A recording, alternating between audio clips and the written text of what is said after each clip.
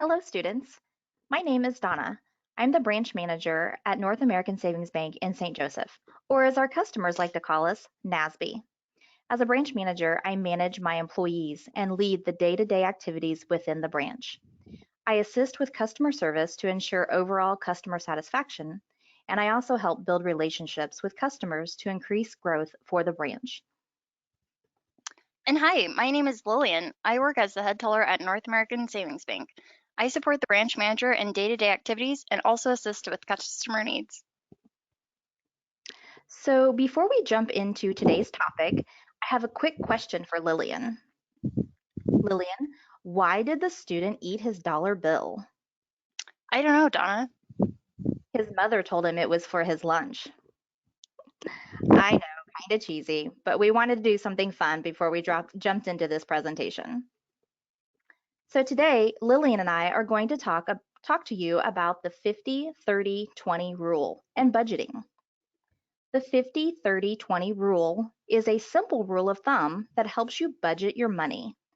This rule provides a way that you can divide up your money, making it easier to pay for your expenses while still saving money for emergencies or large purchases.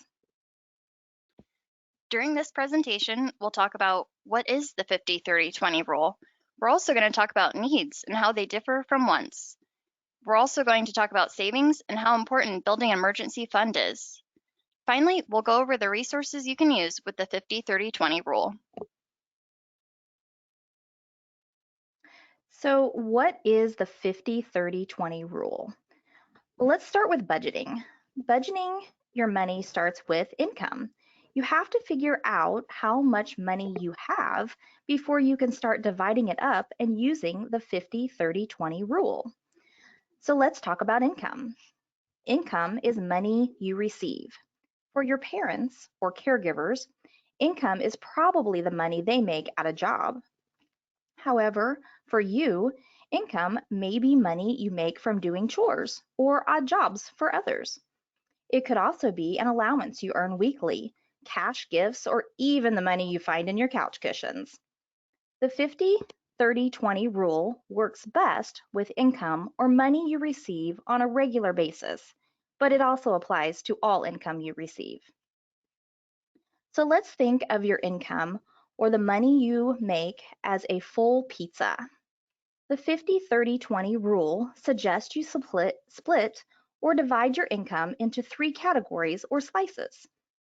50% or half of your income will go towards your needs.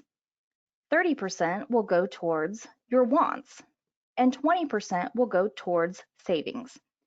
So if you look at the example that we just showed you, as a pizza with 6 slices, 3 slices would go to needs, 2 slices would go to wants, and 1 slice would go to savings. Needs are 50% of your budget. But what are needs? Needs are sometimes called a necessity, something you can't live without. This could include housing, clothes, food, and so on. Most of your needs would be provided by your parents or caregivers. Donna, can you think of an example of a need? My example would be my transportation to get to school or electricity to power my Xbox. Great! Now you can get out your worksheet and either write or draw an example of a need you may have. At the end, your local NASB Banzai instructor can go over some examples you may have for needs. Let's move on to wants. Wants are 30% of your budget. Unlike needs, wants are things that you can live without. In other words, they are things that you want, and what goes into this category is different for everyone. Why is it important to spend money on things that you want? Because if we only pay for things that we need, we'd be miserable. We might even give up on budgeting altogether. It's important to give yourself permission to buy things that you enjoy. Lillian, can you give me an example of some of your wants? One of mine would be going to the movies or going out to eat. Those are great examples, Lillian. Thank you so much. Let's look again at your worksheet and write down or draw a picture of something you want. And the NASB Banzai coordinator will talk about some of the wants you came up with after this presentation. Okay, and finally, savings. Savings is 20% of your budget. Do you know what it means to save? Saving is putting money aside to use in the future. Perhaps some of you have a piggy bank at home. Donna, what is something you might save for? I would save for a new bike or money to spend on vacation with my family or my parents. Great choices. Maybe to buy a car, go on vacation, save up for a special toy you've been wanting. Once again, jot something down on your worksheet you might save for.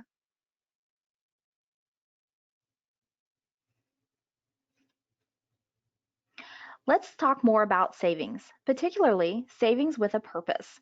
I heard a quote the other day that said, "A goal without a plan is just a wish." It's not enough to just set aside it's not enough to just set money aside. You should have a clear goal in mind when you're saving. A goal will encourage you to keep saving, and a goal will prevent you from spending your savings needlessly. Now let's discuss the difference in short-term savings goals versus long-term savings goals. Sometimes you'll reach your goals quickly, within a few weeks or a few months. These are short-term savings goals. Other times, your savings goals may take longer, may take a year, many years. These are called long-term savings goals. Short-term savings goals would be used to save for things like an expensive video game, or a new bike, or that particular pair of name brand jeans. But what are some examples of long-term savings goals? Some examples would be saving for college or a retirement fund. A retirement fund is a sum of money you can pull from to cover your expenses during retirement. Saving for retirement early is key since it can take many decades to save enough money to live comfortably in retirement. Finally, savings can grow with interest. Interest is a percentage of the total balance that is added to your account just for keeping your money there. Interest makes it so that your savings will continue to grow even if you don't put any more money in the account.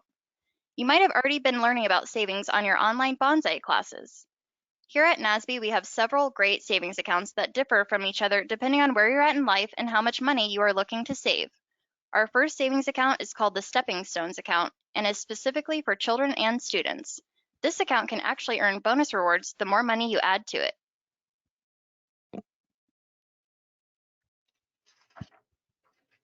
It's very good to have an emergency fund.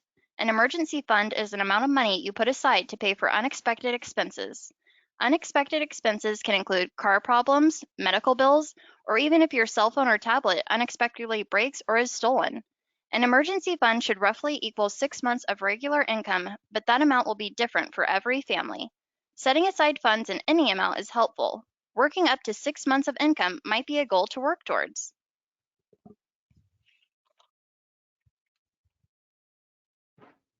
The 50-30-20 rule is simply a guideline. It's not going to be a perfect fit for every student or every family. The 50-30-20 rule is simply a way to organize your personal budget, but it's not the only way. Perhaps you have to spend more money than 50% on your needs right now, or maybe you can afford to put 30% in savings instead of 20. The rule is simply one way to divide your budget, but you can adjust it to fit your needs. Since most, if not all of your needs are currently met by your parents or caregivers, you might want to consider putting more money in savings since you don't need 50% of your money for needs, while your parents may need to put more money into needs and less into wants. Just remember to always save some, even if it's a very small percentage, because savings at any amount is always a good practice. And finally, resources. A great resource to use would be the 50-30-20 calculator. On that, let's say you have $10 a week for allowance. That would be roughly $40 a month. If you plug in $40, it should be that $20 would go towards needs, $12 will go towards wants, and $8 will go towards savings. It'll break it down for you so you know exactly how much you would need to save in each category. Have fun with this resource by trying out different numbers. Spend as little or as much time on this resource that makes sense for you. Thank you for your attention during this presentation. We are so thankful for this opportunity to talk with you today about the 50-30-20 rule and the importance of budgeting your income to meet your needs and wants, but also to save for future goals. At this time, we will turn things back over to your local NASB Banzai facilitator, who will go over the needs and wants worksheet you completed during this presentation and answer any questions you may have now or questions that you may have previously submitted. Thank you and have a great day budgeting.